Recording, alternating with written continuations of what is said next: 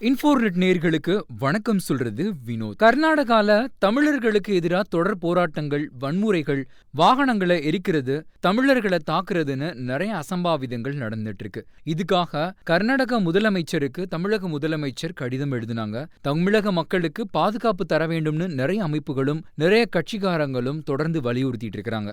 இதை தொடர்ந்து கர்நாடக முதலமைச்சர் சித்தராமையா காவிரி விவகாரத்துல கர்நாடகாவுக்கு வந்த அநீதிக்காக கன்னட மக்கள் வேதனைப்படுறாங்க. நிலம், தண்ணீர், மொழிக்காக உணர்ச்சி வசப்படுறோம். இதை விட ரொம்பவே முக்கியமானது மனிதநேயம். வன்முறையில யாரும் ஈடுபட வேண்டாம். அமைதியை கெடுக்கிற மாதிரி யாரும் அசம்பாவிதங்களை நடத்தினா அவங்க மேல கடுமையான நடவடிக்கை எடுக்கப்படும்னு சொல்லியிருக்கிறாரு. கர்நாடகத்துல தமிழக ஆம்னி பேருந்த தீயிட்டு கொளுத்திருக்கிறாங்க. இதனால 75 கோடி ரூபாய் நஷ்டம் கேட்டு தமிழக ஆம்னி பேருந்துகள் சங்கம் கர்நாடக அரச வலியுறுத்திருக்கிறாங்க. ஆனா தமிழகத்திலேயோ கர்நாடக பேருந்துகள் வழக்கம் போல எந்த பிரச்சனையும் இல்லாம இயங்கிட்டு இருக்கு. அதனால அங்க இருக்கிற தமிழக ஆம்னி பேருந்துகளுக்கு பாதுகாப்பு கொடுக்கணும்னு சொல்லியிருக்கிறாங்க.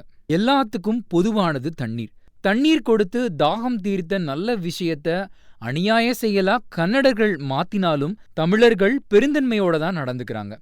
ஆமாங்க, ராமேஸ்வரத்துக்கு புனித யாத்திரையாக வந்த கன்னட மக்களுக்கு தெய்வீக முறைப்படி கும்ப மரியாதை கொடுத்து சிறப்பான ஒரு வரவேற்பு கொடுத்திருக்கிறாங்க அங்க இருக்கக்கூடிய மக்கள்.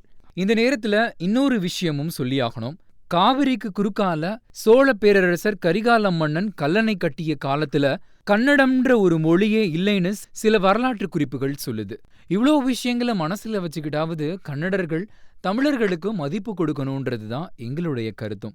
வியூவர்ஸ், இந்த வீடியோ உங்களுக்கு பிடிச்சிருக்கும், லைக் பண்ணுங்க. நம்ம சுத்தி நடக்கிற நிறைய விஷயங்களை நீங்க தெரிஞ்சுக்கணும்னா நம்ம இன்ஃபோர்நெட்டை நீங்க உடனே சப்ஸ்கிரைப் பண்ணுங்க.